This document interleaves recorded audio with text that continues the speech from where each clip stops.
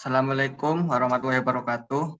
Eh, Pada kesempatan kali ini kami dari kelompok 4 akan mencoba menyajikan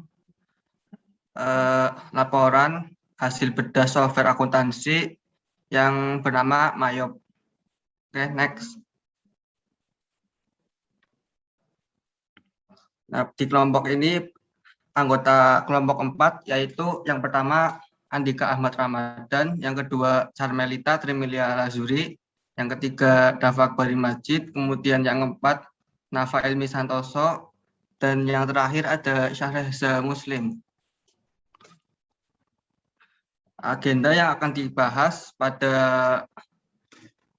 penyajian kali ini yaitu yang pertama ada jenis software akuntansinya, kemudian yang kedua ada proses bisnis aplikasi, yang ketiga apa aja fitur yang dimiliki, terus ada laporan apa aja yang dihasilkan, kemudian ada simulasi pengoperasian software akuntansi, pengendalian yang disematkan, kelemahan software, dan ada usulan perbaikan software akuntansi. Yang pertama, pada bagian pertama, saya akan menjelaskan jenis software akuntansi. Nah, pada jenis software akuntansi ini, nama softwarenya itu Mayop, yaitu akronim dari Mind Your Own Business. Pada software ini merupakan paket program komputer untuk olah data akuntansi yang dibuat secara terpadu atau disebut integrated software. Pengembangnya dibuat oleh Mayop Limited Australia yang telah dikembangkan di beberapa negara. Software ini menyediakan daftar rekening siap pakai menggunakan bahasa Inggris untuk 105 jenis perusahaan. Mayop Accounting juga digunakan untuk membantu para praktisi akuntansi dalam mengelola pembukuan dan memiliki fasilitas yang dapat digunakan dalam berbagai usaha. Ya, dan kemudahan dalam mengubah kode dan nama rekening memberikan keleluasaan kepada para pengguna untuk men-setting laporan keuangan sesuai dengan jenis usaha dan bentuk laporan yang diinginkan. Next.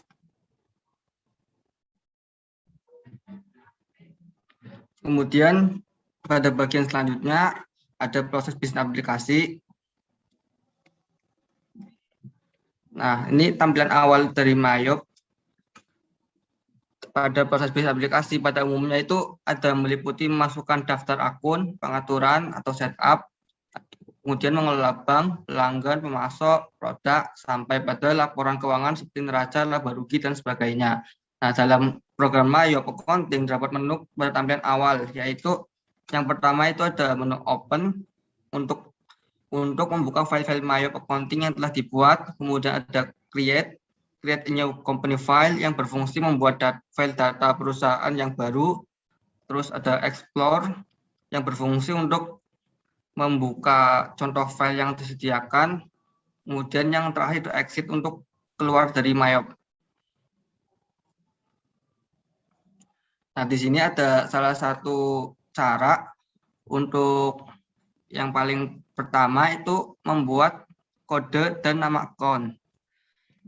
Yang pertama adalah dengan mengaktifkan command centric account dan mengklik account list, kemudian pada menu ini dengan mengklik tombol new sehingga jendela edit account ditampilkan. Dan setelah ditampilkan itu tekan tipe akun dengan mengklik salah satu tombol opsi header account, non postable, detail account, atau postable atau detail account check. Nah, di sini contoh kategori akun pada aplikasi Mayop versi 18 ini merupakan klasifikasi akunnya. Ada aset, liabilitas, equity, income, cost of sales, expense, other income, dan other expense.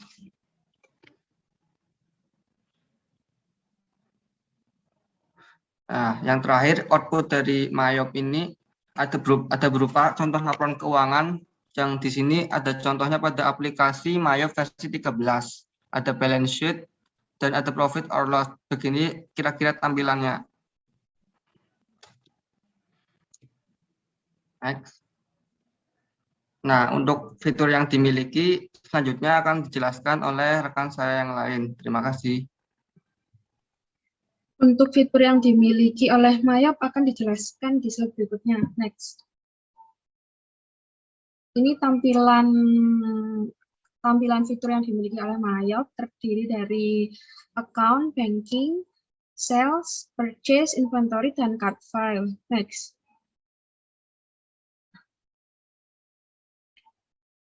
Untuk fitur account atau rekening, itu adalah menu yang digunakan untuk membuat, mengedit, dan menghapus daftar akun, untuk mencatat jurnal penyesuaian, dan juga untuk melihat jurnal yang sudah dibuat. Menu ini terdiri dari account list. Submenu ini itu digunakan untuk membuat, mengedit, dan menghapus daftar akun. Kemudian menu berikutnya ada record journal entry. Digunakan untuk mencatat jurnal penyesuaian dan jurnal umum lainnya yang tidak bisa dicatat dalam jurnal khusus lainnya. Kemudian transaction jurnal. Menu ini digunakan untuk melihat jurnal yang sudah dibuat. Yang terakhir ada submenu transfer money yang digunakan untuk memindahkan atau mentransfer saldo petty cash atau kas kecil ke cash in bank atau sebaliknya dari cash in bank ke petty cash. Next. Kemudian terdapat menu banking atau bank. Menu ini digunakan untuk memasukkan transaksi penerimaan dan pengeluaran kas selain dari transaksi pembelian maupun penjualan barang dagangan, dan juga penerimaan piutang dagang ataupun pembayaran utang dagang. Menu ini terdiri dari beberapa submenu. Pertama ada spend money atau pengeluaran kas. Submenu ini digunakan untuk mencatat transaksi pengeluaran kas selain pengeluaran pembayaran utang dagang dan pembelian tunai barang dagangan. Contoh transaksi-transaksi yang dicatat dalam submenu spend money antara lain pembayaran biaya-biaya operasional seperti biaya gaji, biaya listrik, biaya sewa, biaya asuransi, dan lain-lain. Kemudian pembayaran angsuran hutang jangka panjang seperti hutang bank, hutang obligasi, hutang hipotek, dan hutang wesel. Pembelian aktiva tetap secara tunai, kemudian pembelian perlengkapan secara tunai, dan lain-lain. Fitur berikutnya ada receive money. Submenu ini digunakan untuk mencatat transaksi penerimaan kas selain dari transaksi penjualan tunai barang dagangan maupun penerimaan piutang dagang. Contoh transaksi yang dicatat dalam submenu receive money adalah penerimaan pendapatan lain-lain seperti pendapatan bunga, pendapatan dividen, dan pendapatan sewa. Penerimaan pinjaman bank, obligasi, dan hipotek. Penjualan aktiva tetap, penjualan investasi dalam saham, dan penerimaan iutang yang sudah dihapuskan. Kemudian submenu yang terakhir adalah reconcile account. Submenu ini digunakan untuk membuat rekonsiliasi bank. Next. Kemudian fitur lain yang dimiliki oleh Mayop ini adalah sales atau penjualan. Menu ini digunakan untuk mencatat transaksi penjualan barang atau jasa baik tunai maupun kredit, untuk mencatat penerimaan piutang dagang, untuk mencatat retur penjualan, dan juga untuk melihat tampilan jurnal yang sudah dibuat. Submenu sales ini sering digunakan untuk mencatat transaksi seperti di bawah ini. Pertama ada enter sales. Submenu ini digunakan untuk membuka atau menampilkan faktur yang digunakan untuk mencatat penjualan maupun retur penjualan baik tunai maupun kredit. Kemudian ada receive payment. Submenu ini digunakan untuk mencatat penerimaan pelunasan piutang dagang. Transaction journal digunakan untuk melihat tampilan jurnal penjualan yang sudah pernah dibuat untuk rentang waktu tertentu. Kemudian sales register, submenu ini digunakan untuk menampilkan laporan penjualan untuk suatu periode tertentu. Bisa berupa penjualan maupun retur penjualan. Next. Kemudian ada menu times billing. Menu ini digunakan untuk mencatat informasi aktivitas perusahaan yang berhubungan dengan penagihan untuk pegawai, pemasok, atau pelanggan. Adapun menu-menu yang ada di modul time billing ini antara lain activities list untuk membuat informasi yang dilakukan perusahaan, enter activity slip untuk mencatat slip aktivitas perusahaan sebagai arsip, activity log untuk menampilkan informasi aktivitas yang telah dicatat perusahaan, prepare time billing invoice untuk mencatat faktur-faktur penagihan, dan transaction journal untuk melihat jurnal rincian jurnal pembayaran atau penagihan dari pelanggan pada tabulasi sales. Next. Kemudian ada fitur purchase atau pembelian. Menu ini digunakan untuk mencatat transaksi pembelian barang baik tunai maupun kredit, untuk mencatat pembayaran utang dagang, mencatat retur pembelian, dan untuk melihat tampilan jurnal pembelian yang sudah dibuat. Submenu dalam purchase ini antara lain ada enter purchase. Submenu ini digunakan untuk membuka atau menampilkan faktur yang digunakan untuk mencatat pembelian atau retur pembelian baik tunai maupun kredit. Kemudian ada pay bill, digunakan untuk mencatat pembayaran utang dagang. Ada transaction journal, itu digunakan untuk melihat tampilan jurnal pembelian yang sudah pernah dibuat untuk rentang waktu tertentu. Kemudian ada purchase register untuk menampilkan laporan pembelian pada suatu periode tertentu, bisa berupa pembelian maupun retur pembelian. Next. Kemudian ada menu payroll. Menu ini digunakan untuk mengatur daftar penggajian karyawan dan transaksi lainnya yang berkaitan dengan penggajian. Submenunya antara lain ada payroll categories, dapat digunakan untuk membuat dan mengedit kategori-kategori gaji. Kemudian pay employee, itu untuk mencatat dan mengedit gaji karyawan. Kemudian print pay check, untuk mencetak cek yang berhubungan dengan penggajian. Kemudian print payment summaries, itu untuk mencetak faktur-faktur pembelian yang belum terbayar. Kemudian prepare electric payment, itu untuk memproses pembayaran karyawan, utang, dan pembayaran lain yang melalui cek. Kemudian ada transaction journal, itu melihat jurnal pembayaran dan penagihan dari pelanggan pada tabulasi disbursement. Next. Itu terakhir ada menu inventory atau persediaan, digunakan untuk mencatat persediaan atau stok barang, memasukkan persediaan awal barang dagangan, mengubah atau menghapus item persediaan barang dagangan, dan untuk menetapkan harga jual barang dagang. Submenunya antara lain item list, yaitu digunakan untuk memasukkan jenis barang atau jasa yang dijual, dan bisa digunakan untuk mengedit barang yang ada. Kemudian ada count inventory, digunakan untuk memasukkan saldo awal barang dagangan, dan digunakan untuk menyesuaikan kuantitas persediaan antara hasil perhitungan komputer dibandingkan dengan perhitungan fisik di gudang. Selanjutnya ada transaction journal, digunakan untuk melihat tampilan jurnal persediaan yang sudah pernah dibuat dalam waktu tertentu. Next. Terakhir ada card file, digunakan ini berisi daftar piutang dari customer, utang dari supplier, employee, dan personal. Dapat juga menampung laporan tentang daftar umum utang dan piutang. Next. Fitur-fitur lain yang dimiliki oleh Mayop itu ada single multi-user, ada single multi-currency, multi-location, multi-sales price level, ada negative inventory on sale, send to Excel, send to PDF, send to HTML, company data auditor, ada import transaksi data master, dan ekspor transaksi data master lainnya. Next. Dan laporan-laporan yang dapat dihasilkan oleh Mayop. Next. Laporan yang dapat dihasilkan oleh data Mayop itu terbagi dari beberapa akun ini. Ada di submenu akun itu nanti akan dihasilkan general ledger, general summary, terus ada general ledger detail, sama trial balance. Kemudian kalau di balance sheet ini akan dihasilkan standard balance sheet. Kemudian untuk di submenunya profit loss, nanti akan dihasilkan profit loss accrual. Terus untuk submenu cek dan setoran, yang dihasilkan adalah laporan arus kas. Kemudian submenu pelanggan yang dihasilkan adalah buku besar pelanggan.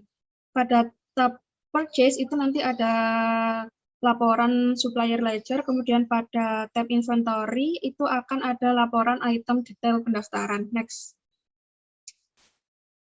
Berikut adalah contoh laporan laba ruginya. Next. Ini untuk balance sheet. Next. Ini laporan arus kas. Next. Dan selanjutnya nanti akan dijelaskan oleh teman yang lainnya tentang simulasi pengoperasian software akuntansi Mayop.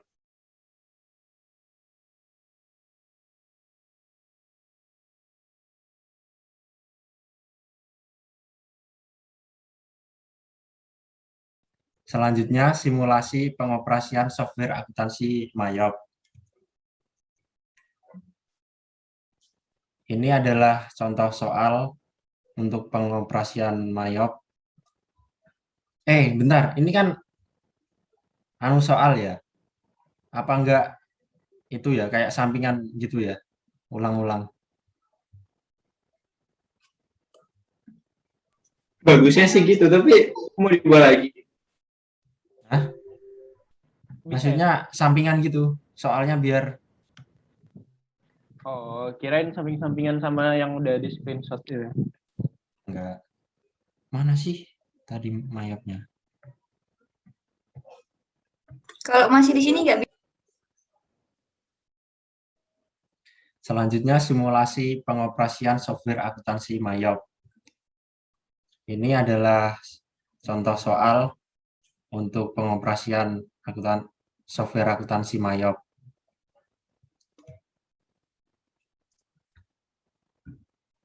Sebelumnya kita masuk ke aplikasi Mayop. Di sini kita create a new company file, lalu next, lalu company name-nya isi buku. Next, tahunnya 2020, last month-nya Desember, conversion month-nya Januari, ini tetap 12, next, next. Lalu kita pilih yang kedua,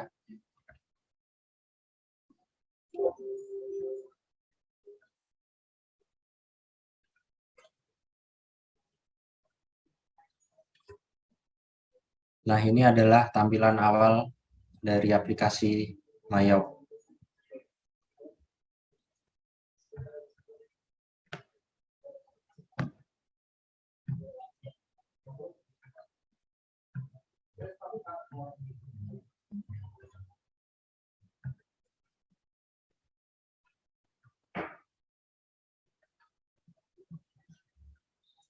Untuk langkah yang pertama, kita harus mengedit akun-akun yang diperlukan terlebih dahulu di akun,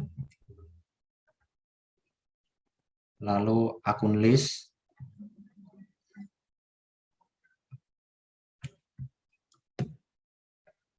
nah ini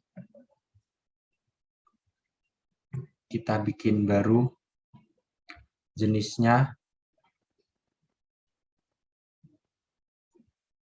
bank, nomornya terserah,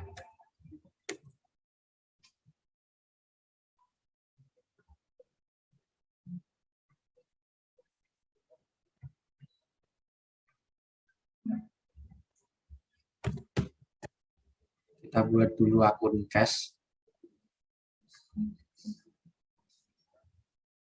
lalu balance-nya, saldo awalnya sesuai soal 40 juta,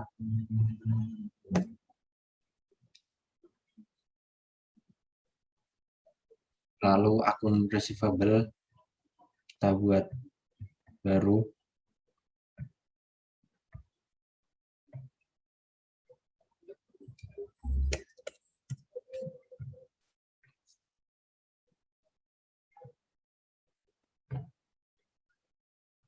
edit nama akunnya,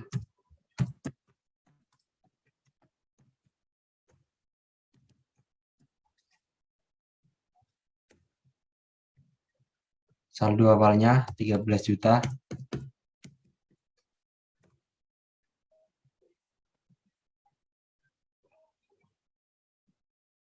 lalu kita buat akun equipment, new lagi, terus jenis akunnya fixed asset, nomornya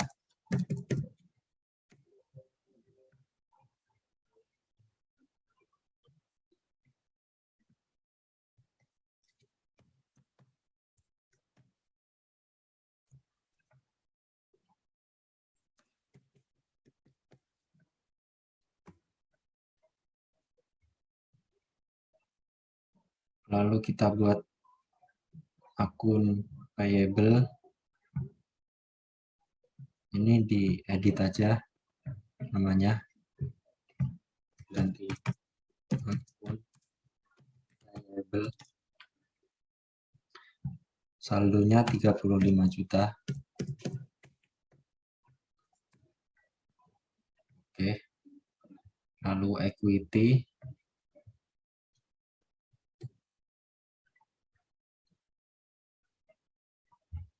Kita edit aja yang ini.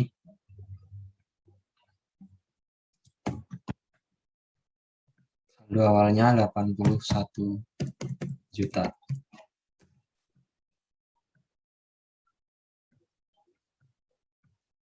Lalu kita buat akun yang diperlukan dalam transaksi.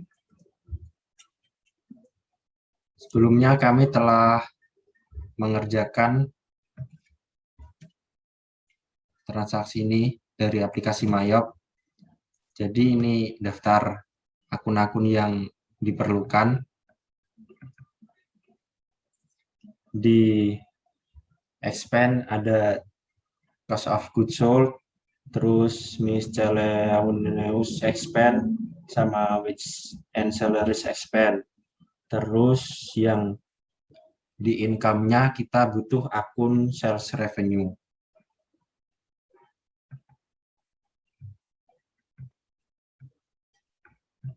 Langsung edit aja di expense. Ini cost of sales, kita edit aja jadi cost of goods sold.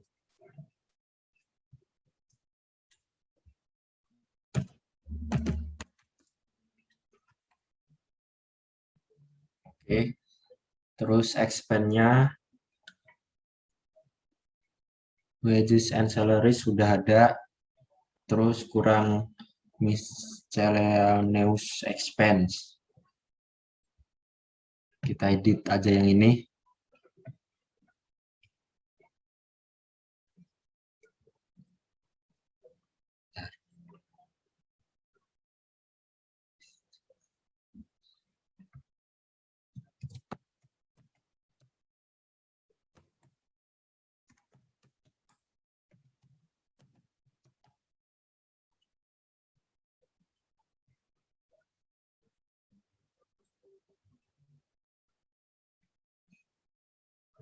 Income-nya ada sales revenue.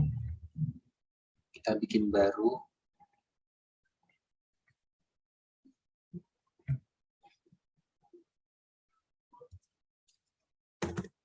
Ini akun nomornya terserah aja sih.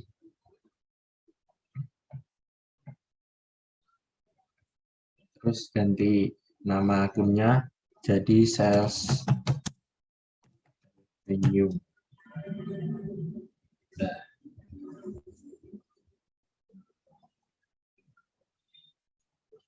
Nah, kita udah mengedit nama-nama akun yang dibutuhkan sama saldo awalnya. Kita lihat di sini.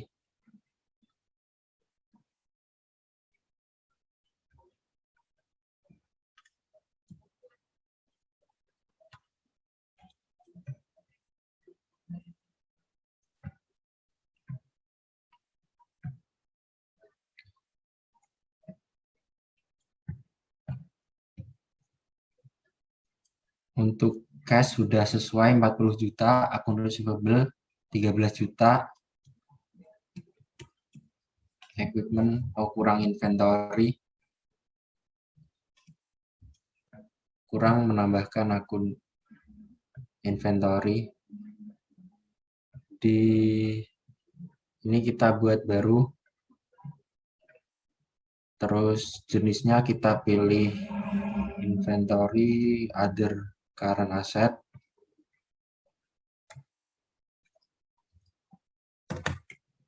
Terserah. Terus diedit, namanya ganti inventory. Saldo awalnya adalah 60 juta. Oke, kita lihat lagi di balance-nya. Ya, udah balance. Lalu untuk transaksi akan dijelaskan oleh teman saya, Amel. Baik, saya akan melanjutkan dalam mengoperasikan aplikasi Mayok versi 19.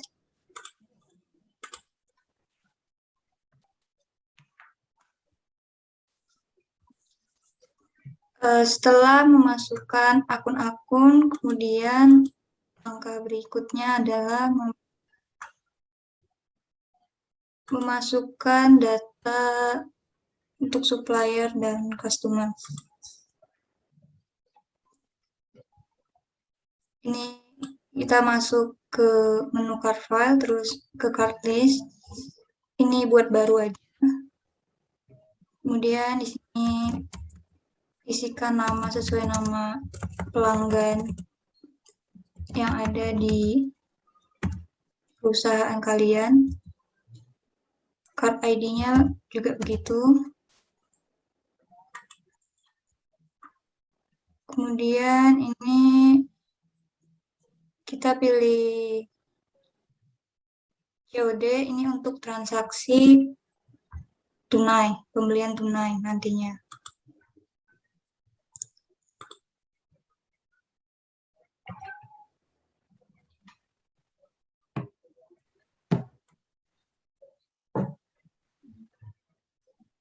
Kemudian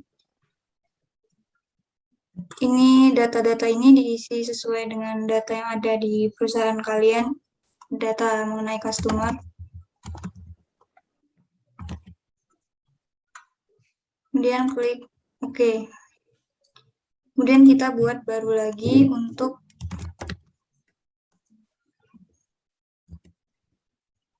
pelanggan kedua. Ini untuk transaksi kredit nantinya.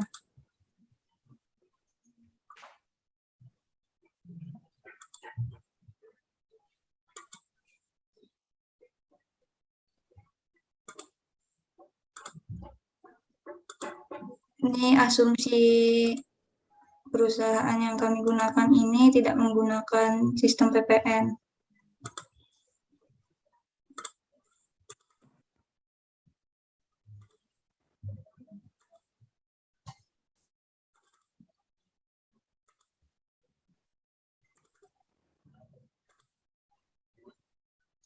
Kemudian kita mengisi data supplier.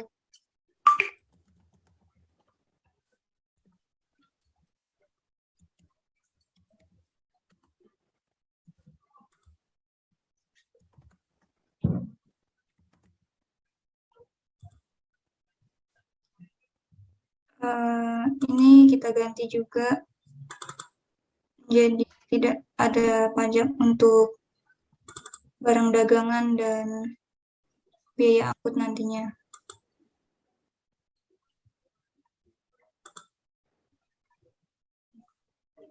Kemudian klik OK. Setelah memasukkan data customer dan supplier, berikutnya kita akan menginput data persediaan.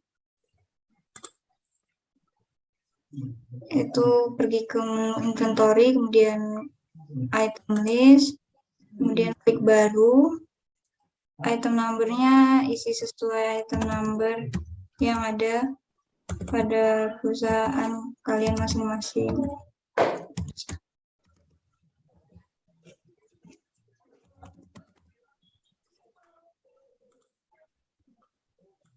Kemudian ini kita centang semuanya. Ini nantinya akan langsung terlink dengan akun yang bersangkutan.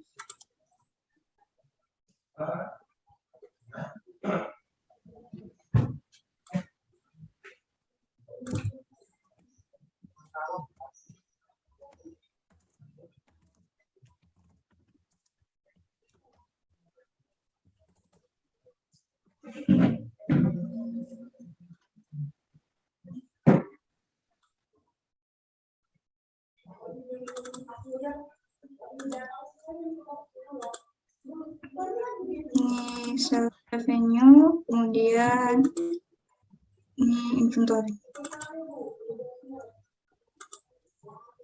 Kemudian kita ke buying detail, ini ada standar cost-nya yaitu 60.000.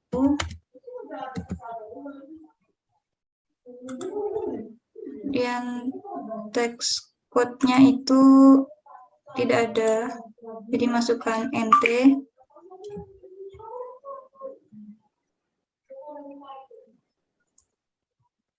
Ini juga sama seperti yang tadi, tidak ada dikenakan pajak.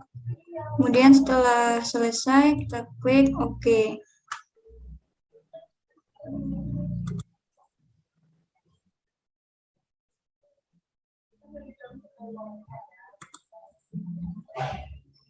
Kemudian berikutnya mengisi data inventory awal.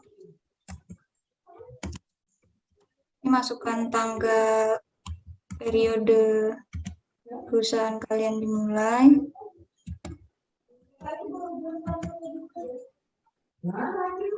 Ini quantity yang dimiliki.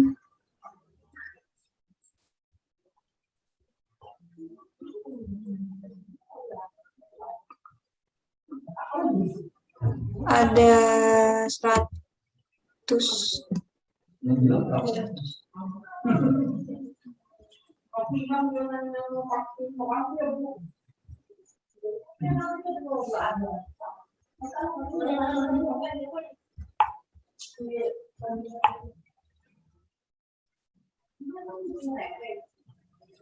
Kemudian unit cost-nya masukkan 60.000 sesuai harga pokok tadi.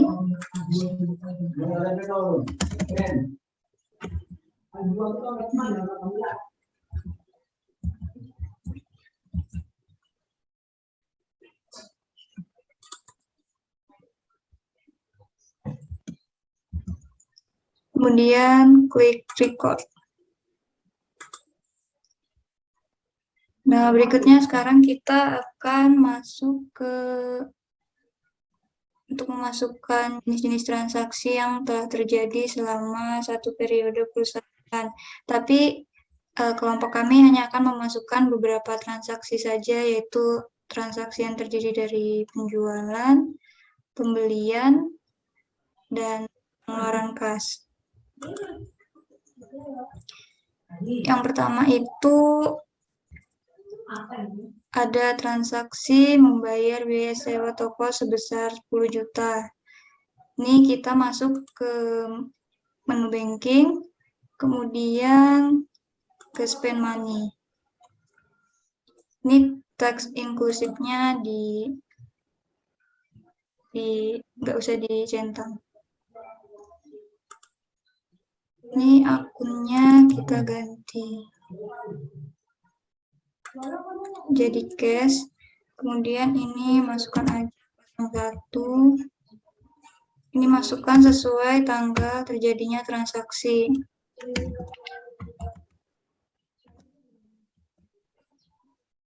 Ya, yang dibayarkan itu sebesar 10 juta. Kemudian untuk memo ini terserah aja mau diisi atau enggak. Karena di sini membayar biaya sewa toko, maka masukkan akun yang terkait dengan biaya sewa toko, yaitu rent expense. Karena di sini belum ada, kita buat baru aja akunnya.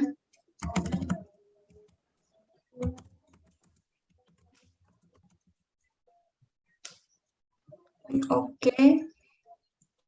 Kemudian kita pilih lagi di sini, ini rent expense, dan use account. Pastikan out of balance yang tertera di sini itu sebesar 0 rupiah. Berarti ini menandakan transaksi yang kita input itu sudah balance. Kemudian kita klik record untuk mencatat transaksi. Kemudian yang berikutnya, Kami akan menjelaskan tentang pembelian. Kita masuk ke menu purchases, kemudian enter purchase. Ini untuk memasukkan pembelian yang terjadi. Sini kita pilih layoutnya dulu, jadi item, kemudian klik OK. Nah, di sini kita pilih suppliernya sesuai dengan transaksi yang terjadi di perusahaan itu. Mereka melakukan transaksi dengan pemasok siapa.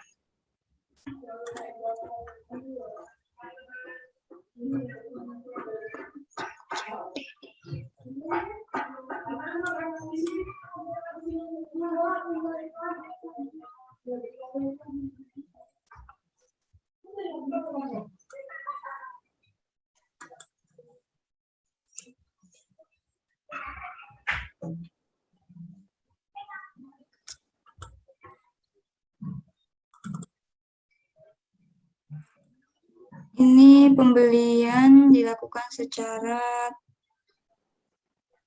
tunai. Maka kode yang digunakan itu COD.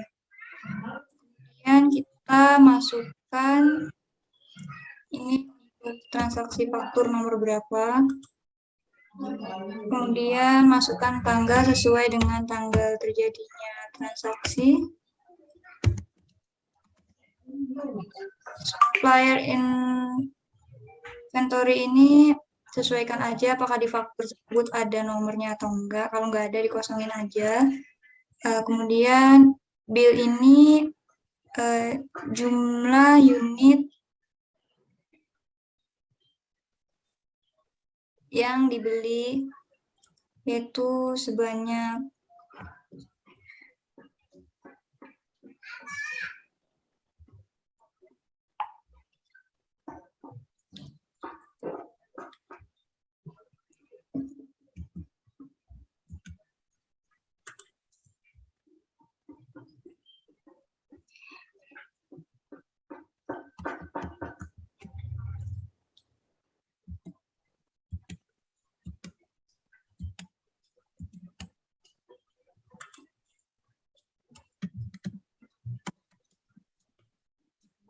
5.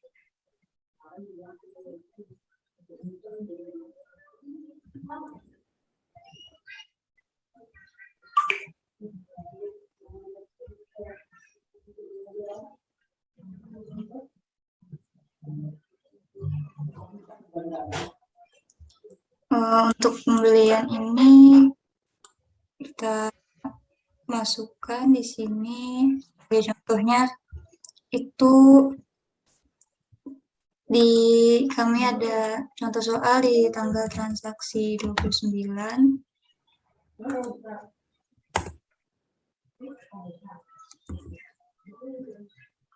Di tanggal 17. Itu sebanyak 28 unit.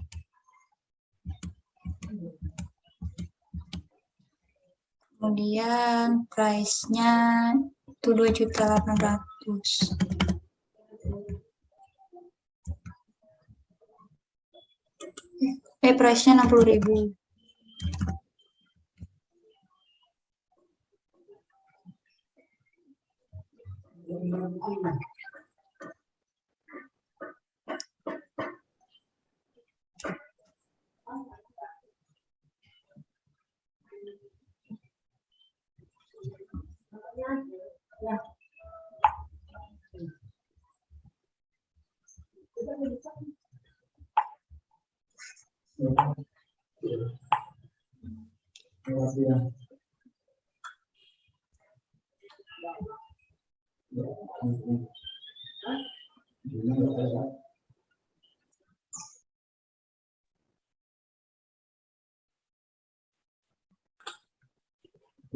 Baik, saya akan melanjutkan simulasi pengoperasian software akuntansi untuk mengikuti transaksi.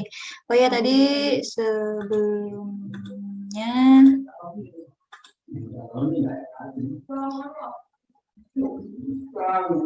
sebelum masukkan transaksi itu ada baiknya kita mengecek link akun dulu ini untuk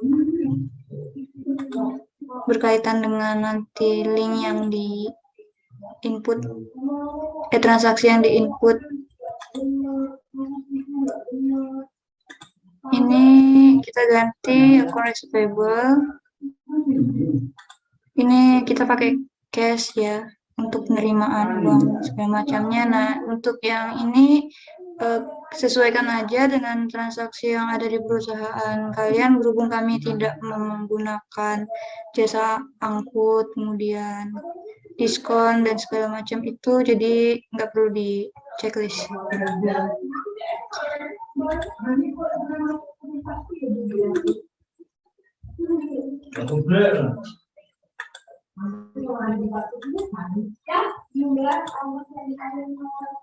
Kemudian ini udah benar aja.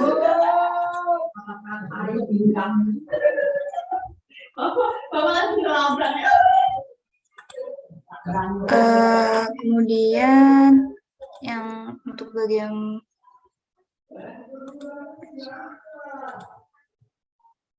ini kita pakai cash.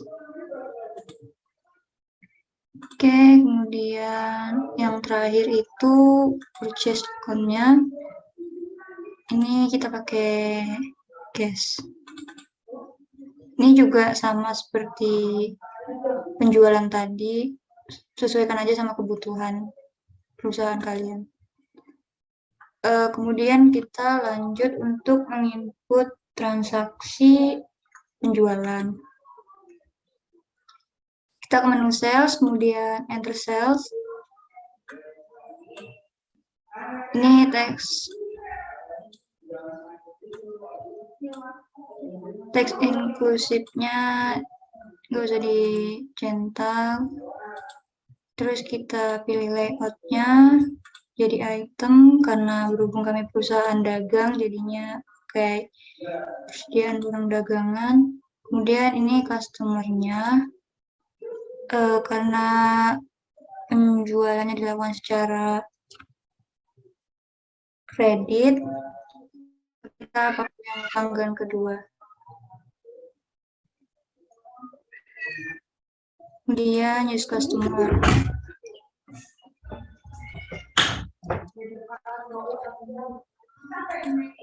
Invoice 1, masukkan tanggal transaksi yang terjadi di perusahaan. 10 Januari 2020. Kemudian ini jumlah barang yang terjual sebanyak 175 unit.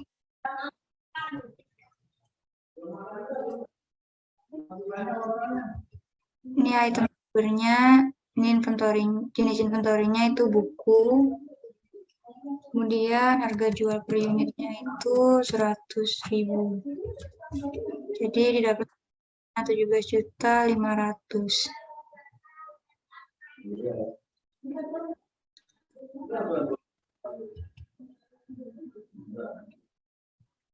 Karena ini transaksi kredit, jadi pay today-nya nggak perlu diisi. Kemudian kita record.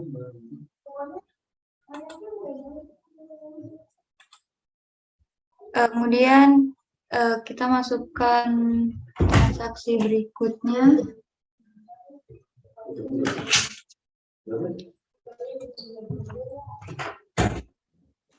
Transaksi yang berikutnya itu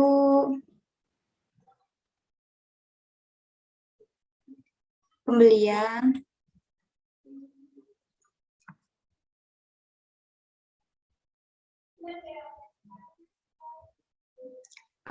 Ini kita melakukan transaksi dulu penerimaan atas transaksi yang terjadi pada 15 Februari.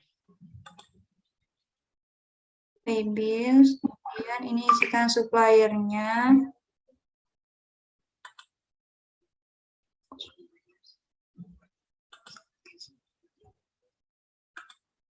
Di sales ini bisa payment, masuk nama pelanggan,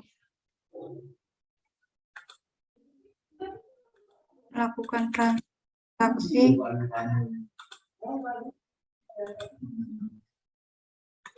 Ini pelanggan 2. Kemudian ini isi total biaya yang dibayarkan, uang yang diterima. Nah, pastikan ini sudah out of balance. Kemudian kita record.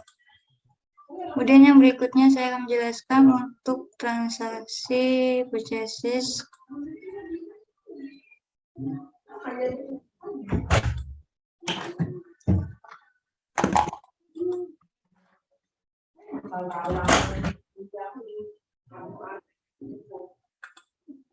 Ini pastikan dulu untuk tidak dicentang. Kemudian ini isi aja sesuai nomor. Ini isi sesuai terjadinya. Kemudian kita masukkan ini total di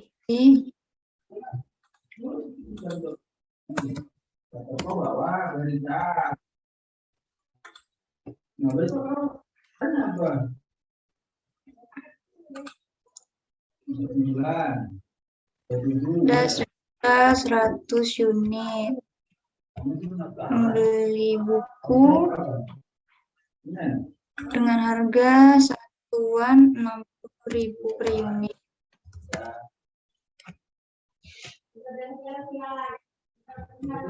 Ini asumsinya kita melakukan pembelian secara tunai karena ini termsnya COD. Jadi di sini masukin pay today.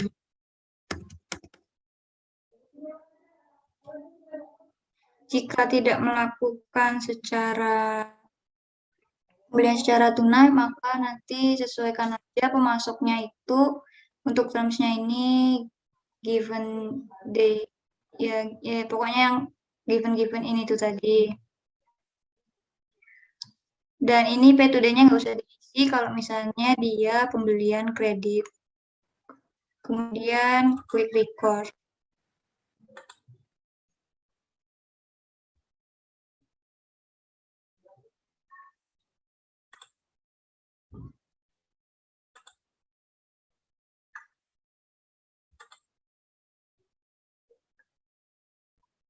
Untuk pay bills ini nanti untuk penerimaan itu ini isi aja nanti sesuai transaksi, berhubung kami tidak ada transaksi ini, jadi kami tidak akan menjelaskannya lebih lanjut.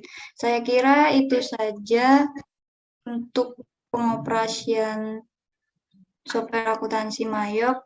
Kemudian berikutnya akan dilanjutkan oleh teman saya.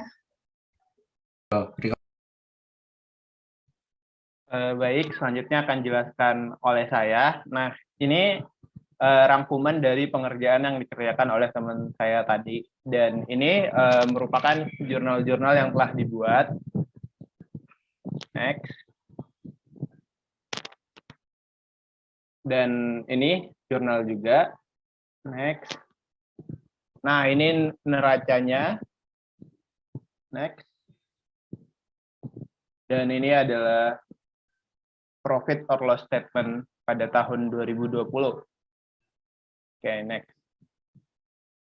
Nah, selanjutnya adalah pengendalian yang disematkan dalam software MEOB. Oke, next. Ini adalah pengendalian yang fitur yang utama dari software atau aplikasi MEOB ini ada, yaitu fitur pengendalian utama adalah adanya password. Kenapa ini utama? Karena kan MYOB atau MEOB ini merupakan software untuk akuntansi dan isinya itu merupakan secara rata-rata adalah rahasia perusahaan. Jadi password ini atau autentikasi ini merupakan salah satu fitur yang sangat penting. Dan di MYOB ada 2 jenis password, yaitu password master adalah kode password yang digunakan untuk membuka dan mengakses data MYOB secara keseluruhan, dan subpassword, kode password yang digunakan untuk membuka dan mengakses data MYOB pada kelompok akun tertentu. Oke, next. Dan ini adalah beberapa pengendalian lainnya. Yang pertama ada audit tracking trail, yaitu pengendalian ini berguna dalam melacak transaksi spesifik dan perubahan lainnya yang pernah dilakukan. Jadi kita bisa tahu angka-angka di laporan keuangan itu berasal dari mana. Kita bisa nge-tracknya dari laporan keuangan menuju sumber data atau dari sumber data menuju laporan keuangan. Oke, selanjutnya ada input validation control, yaitu terdapat fungsi seperti numeric dan alphabetic check, logic test, limit check, sign check, dan invoice penjualan dapat dimasukkan tanggal sebelum current date. Selanjutnya ada pengendalian transmisi data, yaitu tidak perlu menginput nama atau nomor item 2 kali. Karena kedua hal itu akan terotomatis terinput dan pengisian tidak boleh di luar list yang telah dibuat. Jadi ini seperti menghindari ada kesalahan ketik. Oke, selanjutnya. Selanjutnya ada yang keempat, teknik processing control.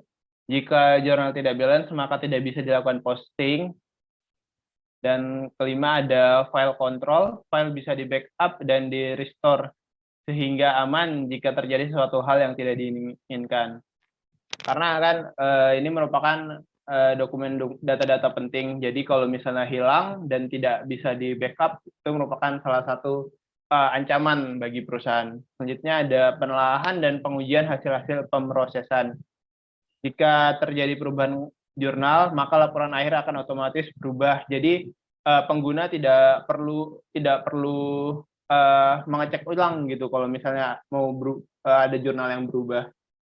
Selanjutnya ada inventory control, terdapat akses real time ke inventaris dalam perjalanan, inventaris yang tersedia, dan biaya inventaris. Jadi kita memudahkan perusahaan dalam memanajemen persediaan yang ada. Dan beberapa pengendalian di sini sudah kita pelajari juga dalam mata kuliah Sistem Informasi Akuntansi pada pertemuan ke-14.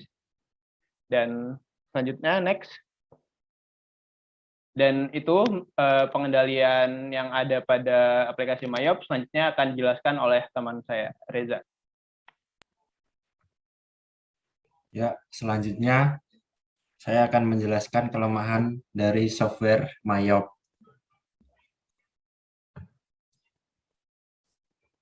Di sini yang kami rangkum ada 6 kelemahan dari software MYOB.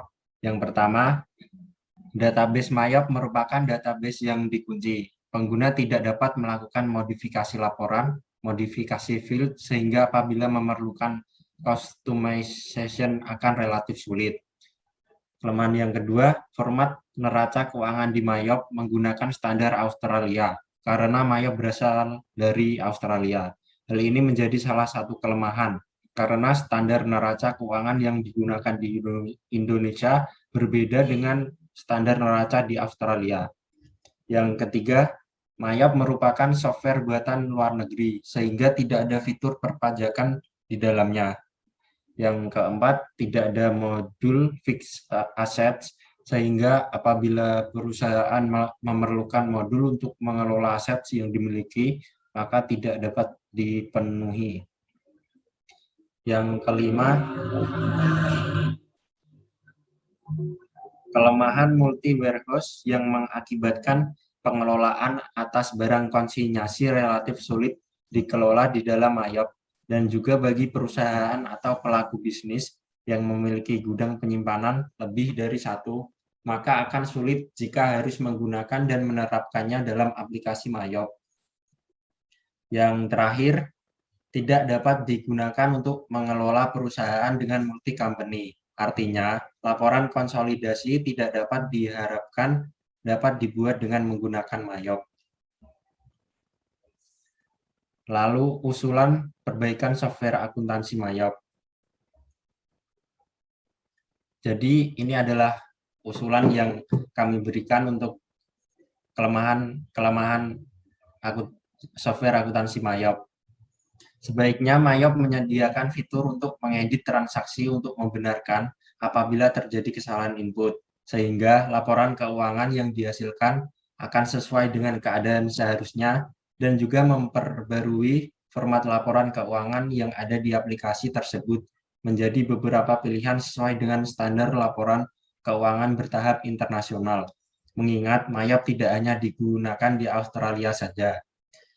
Kemudian, alangkah baiknya juga jika Mayop yang digunakan di Indonesia memiliki fitur perpajakan seperti yang diterapkan di negara Indonesia, sehingga para pengusaha di Indonesia akan lebih dimudahkan dalam perhitungan PPh, badan, dan transaksi lain yang berkaitan dengan perpajakan.